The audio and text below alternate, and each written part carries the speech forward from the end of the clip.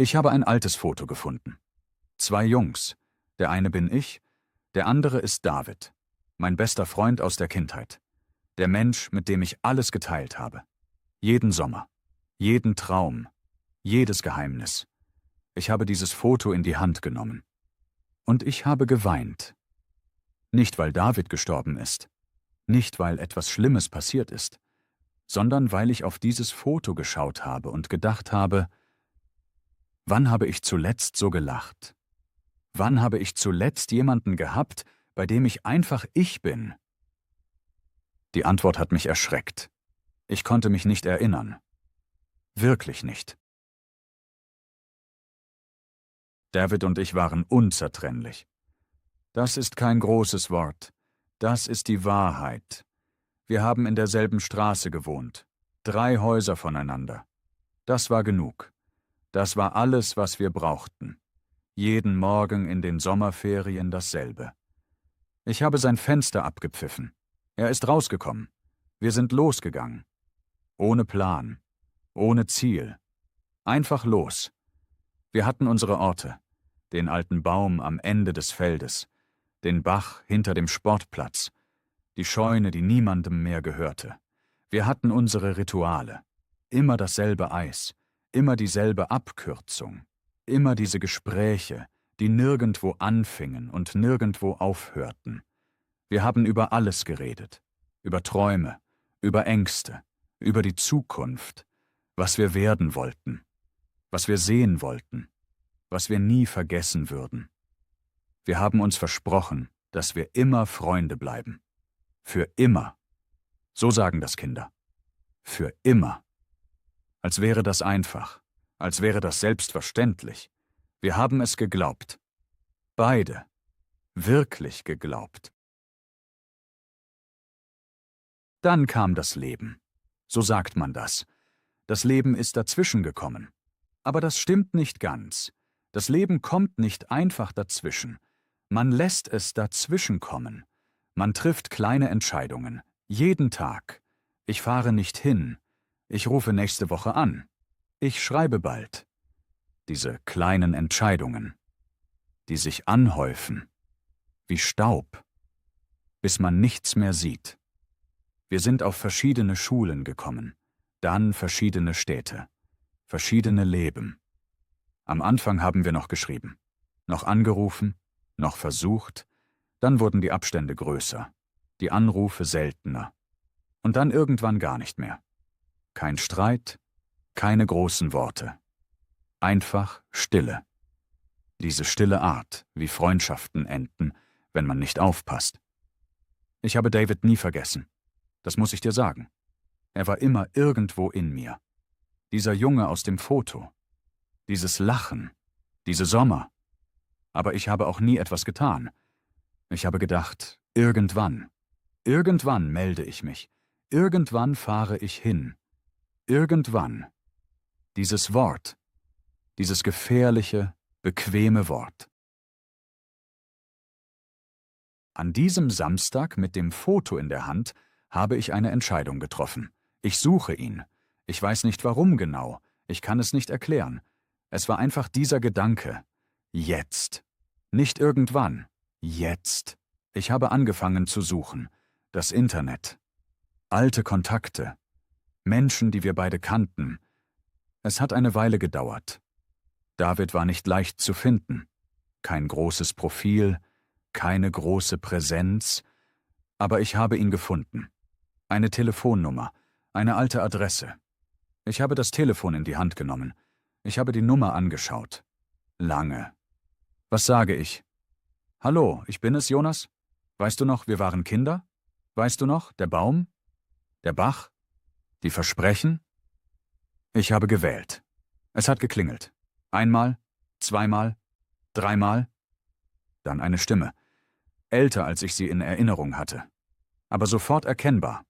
Sofort. Als würden Jahrzehnte in einer Sekunde verschwinden. Jonas, hat er gesagt. Als hätte er gewusst, dass ich anrufe. Als hätte er gewartet. Ich habe geschluckt. David, habe ich gesagt. Nur seinen Namen. Mehr nicht. Und er hat gelacht. Dieses Lachen. Dieses Lachen aus dem Foto, noch immer dasselbe. Ich habe gedacht, wie ist das möglich? Wie kann jemand nach so vielen Jahren noch dasselbe Lachen haben?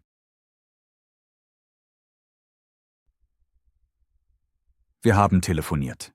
Lange, sehr lange. Und am Ende hat er gesagt, komm mich besuchen. Einfach so.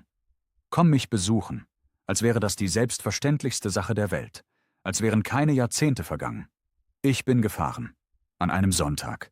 Durch Landstraßen, an Feldern vorbei, an kleinen Dörfern. Er wohnt weit draußen. Nicht in der Stadt. Weit draußen. Ich habe auf das Navi geschaut und gedacht, was erwartet mich da? Was ist aus David geworden? Ich habe mir ausgemalt, wie sein Leben aussieht. Vielleicht auch eine Karriere, vielleicht eine große Wohnung, vielleicht ähnlich wie meins. Dann bin ich angekommen. Ein kleines Haus. Nicht groß, nicht modern. Ein Garten davor. Unordentlich. Voller Pflanzen, die in alle Richtungen wachsen. Ein Hund, der laut bellt und dann sofort wedelt. Und David. Er steht in der Tür. Ältere Version des Jungen aus dem Foto. Grauere Haare, tiefere Falten. Aber dieses Lachen, immer noch dieses Lachen. Er hat mich umarmt. Sofort. Ohne Zögern. So wie man jemanden umarmt, den man wirklich vermisst hat. Ich habe nicht gewusst, wie sehr ich das gebraucht habe. Diese Umarmung. Dieses einfach Dasein. Stopp mal kurz. Hast du gemerkt, wie viel Deutsch du gerade verstanden hast? Das ist kein Zufall. Geschichten sind der schnellste Weg, eine Sprache zu lernen. Ich habe ein ganzes Buch damit gefüllt. Schau mal in die Kommentare. Und jetzt viel Spaß mit dem weiteren Video. Wir haben uns hingesetzt. Im Garten. Mit Kaffee. Der Hund hat sich zwischen uns gelegt. Die Sonne war warm. Es war still. Auf eine gute Art still. Wir haben geredet. Erst langsam. Dann mehr. Dann wie früher. Als würden die Jahrzehnte einfach fallen. Ich habe ihm von meinem Leben erzählt. Der Karriere. Den Erfolgen. Den Zielen, die ich erreicht habe. Er hat zugehört. Ohne Neid. Ohne Bewunderung. Einfach zugehört. Dann habe ich ihn gefragt. Und du? Was machst du? Er hat geschultert. Nicht aus Verlegenheit. Aus Ruhe. Ich arbeite in einer kleinen Werkstatt, hat er gesagt. Holz. Ich mache Dinge aus Holz. Ich habe genickt. Und sonst? Er hat gelacht. Sonst lebe ich, hat er gesagt. Einfach so. Ich lebe. Ich habe ihn angeschaut. Diesen Mann. Kein großes Haus. Kein großes Auto. Keine große Karriere. Aber er sitzt da in seinem Garten. Mit seinem Kaffee. Mit seinem Hund. Und er strahlt. Wirklich strahlt. Diese Ruhe. Diese Zufriedenheit. Die ist nicht gespielt. Die sitzt tief. Und ich habe gedacht, wann habe ich zuletzt so ausgesehen? Wann habe ich zuletzt einfach gelebt? Wir sind nachmittags spazieren gegangen. Durch Felder, durch Wälder. Wie früher. Nur langsamer. Wir haben wenig geredet. Das war okay. Das war mehr als okay. Diese Stille zwischen uns war nicht leer. Sie war voll. Voll von allem, was wir geteilt hatten. Von allem, was geblieben war. Dann sind wir an einem alten Baum vorbeigekommen. Groß. Uralter Stamm. Tiefe Wurzeln. David hat gestoppt. Er hat den Baum angeschaut. Weißt du noch, hat er gesagt. Wir hatten so einen Baum. Am Ende des Feldes. Wir sind da immer hingesetzt. Ich weiß noch, hat er gesagt. Wir haben uns da alles erzählt. Ich habe genickt. Ich habe daran gedacht. An diese Stunden. An diese Gespräche. Die nirgendwo anfingen und nirgendwo aufhörten. Wir waren so ehrlich damals, hat David gesagt, leise. Wirklich ehrlich. Kinder sind das. Bevor sie lernen, sich zu verstecken. Ich habe ihn angeschaut. Er hat nicht mich angeschaut. Er hat den Baum angeschaut. Mit diesem Blick. Diesem ruhigen, weisen Blick. Ich habe gedacht, er hat sich nicht versteckt. All diese Jahre. Er geblieben. Einfach er. Das ist das Schwierigste, was es gibt. Und er macht es so einfach. Abends haben wir zusammen gegessen. Er hat gekocht. Einfache Dinge. Aber gut. Wir haben am Tisch gesessen, Wein getrunken, geredet, über die Kindheit, über die Sommer, über die Dinge, die wir vergessen hatten und über die Dinge, die wir nie vergessen haben. Er hat mich irgendwann angeschaut, direkt angeschaut und gefragt: »Bist du glücklich, Jonas?« Ich habe den Mund aufgemacht. Ich wollte ja sagen, das automatische Ja. Das Ja, das man sagt, weil man es immer sagt. Aber dann habe ich geschluckt und ich habe nachgedacht. Wirklich nachgedacht. Bin ich glücklich?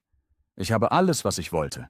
Die Karriere, die Wohnung, die Anerkennung. Aber glücklich. Wirklich glücklich. So wie David in seinem Garten. So wie wir damals unter dem Baum. Ich weiß es nicht, habe ich schließlich gesagt. Leise. Fast flüsternd. Ich weiß es wirklich nicht. David hat genickt. Er hat nichts gesagt. Er hat nur genickt. Als wäre das die ehrlichste Antwort, die er seit langem gehört hat. Und vielleicht war sie das. Kurze Pause. Du verstehst Deutsch wirklich gut. Aber Verstehen und Sprechen sind zwei verschiedene Welten. Wir bauen gerade ein einzigartiges 30-Tage-Sprachsystem. Für Menschen genau wie dich, die in Deutschland leben oder leben wollen, aber sich noch nicht trauen zu reden. Keine langweilige Grammatik, nur 15 Minuten am Tag. Du kannst dir jetzt deinen Platz sichern und 30% Rabatt auf den Kurs bekommen. Link ist in der Beschreibung. Expertly, where speaking becomes living. Ich bin spät gefahren. Die Straßen waren dunkel. Ich habe gefahren und nachgedacht. Über David, über seinen Garten, über seinen Hund, über seine Ruhe, über diese Frage. Bist du glücklich, Jonas? Ich habe an meine Wohnung gedacht. Groß, modern, ordentlich, leer. Ich habe an meinen Kalender gedacht. Voll. Immer voll. Meetings, Termine, Ziele. Ich habe an die Kiste gedacht. Die alte Kiste im Keller. Das Foto. Dieses Lachen. 2 Jungs an einem Sommertag, die noch nicht wussten, wie kompliziert alles wird. Ich habe gedacht, ich habe das falsche Leben optimiert. Ich habe Erfolg gemessen in Dingen, die sich kalt anfühlen und dabei vergessen, was sich warm anfühlt. David hat weniger als ich. Viel weniger. Und er ist reicher. Viel reicher. Nicht in Geld, in dem, was zählt, in Ruhe, in Ehrlichkeit, in diesem einfachen, echten Gefühl, dass das Leben gut ist. Nicht perfekt, aber gut. Ich habe das Fenster ein bisschen geöffnet. Die Nachtluft ist reingekommen. Kalt und frisch. Ich habe tief eingeatmet. Und zum ersten Mal seit langer Zeit habe ich nicht an morgen gedacht, nicht an den nächsten Tag, nicht an den nächsten Termin. Ich habe einfach gefahren und geschaut und geatmet. Ich habe mein Leben nicht über Nacht verändert. Das wäre gelogen. Das passiert nicht, nicht wirklich. Aber ich habe angefangen. Kleine Dinge, echte Dinge. Ich habe meinen Kalender angeschaut und Dinge gestrichen. Dinge, die wichtig wirkten, aber nicht wichtig waren. Ich habe mehr spaziert. Ohne Ziel. Einfach so. Ich habe alte Freunde angerufen. Menschen, die ich vergessen hatte. Oder von denen ich dachte, sie haben mich vergessen. Manche haben sich gefreut. Wirklich gefreut. Das hat mich überrascht. Es hat mich auch beschämt. Wie leicht es gewesen wäre. Die ganze Zeit. Einfach anrufen. Und David. Ich rufe David jetzt regelmäßig an. Nicht irgendwann. Regelmäßig. Manchmal fahre ich hin. Wir sitzen in seinem Garten. Wir trinken Kaffee, wir reden. Oder wir sagen nichts. Beides ist gut. Beides ist genug. Er hat mir einmal etwas gesagt. An einem dieser Abende. Er hat gesagt: Weißt du, was das Beste an alten Freunden ist? Ich habe gefragt, was? Er hat gelacht. Du musst nicht erklären, wer du bist, hat er gesagt. Die wissen es schon. Das stimmt. Das stimmt so sehr. Bei David muss ich nicht erklären, nicht beweisen, nicht funktionieren. Ich bin einfach Jonas, der Junge mit der Lücke zwischen den Zähnen, der Junge unter dem Baum. Das reicht. Das ist genug. Und jetzt spreche ich mit dir. Du hörst mir zu. Und ich weiß, dass vielleicht auch du jemanden hast. Einen Namen, der manchmal auftaucht. Einen Menschen aus früher. Einen besten Freund, den du irgendwo verloren hast. Nicht durch Streit, einfach durch Zeit. Durch das Leben. Durch dieses gefährliche Irgendwann. Vielleicht hast du auch ein Foto irgendwo. In einer alten Kiste. In einer Schublade. Auf deinem Handy von vor vielen Jahren. 2 Menschen, die lachen. Wirklich lachen. Ich möchte dir etwas sagen. Diese Freundschaften, die alten, echten, tiefen Freundschaften, die sind wie alte Wurzeln. Sie gehen tief. Sie halten. Auch wenn man sie lange nicht gegossen hat. Aber man muss zurückgehen. Man muss suchen. Man muss den ersten Schritt machen. Weil manche Menschen nur einmal im Leben kommen. Und weil das Leben zu kurz ist für irgendwann. Ruf an. Heute. Such die alte Nummer. Schreib eine Nachricht. Sag, ich habe an dich gedacht. 3 Worte. Mehr braucht es nicht. Ich habe an dich gedacht. Weil es stimmt. Weil du weißt, dass es stimmt. Und weil derjenige auf der anderen Seite vielleicht dasselbe denkt. Vielleicht wartet er auch. Auf deinen Anruf. Auf dein Irgendwann. Mach es zu einem Jetzt. Heute, nicht morgen. Heute? Das hast du sehr gut gemacht. Jetzt ist der nächste Schritt, selbstbewusst zu sprechen. Sichere dir deinen Platz in unserem 30-Tage-Kurs und bekomme 30% Rabatt. Link in der Beschreibung. Bis zum nächsten Mal.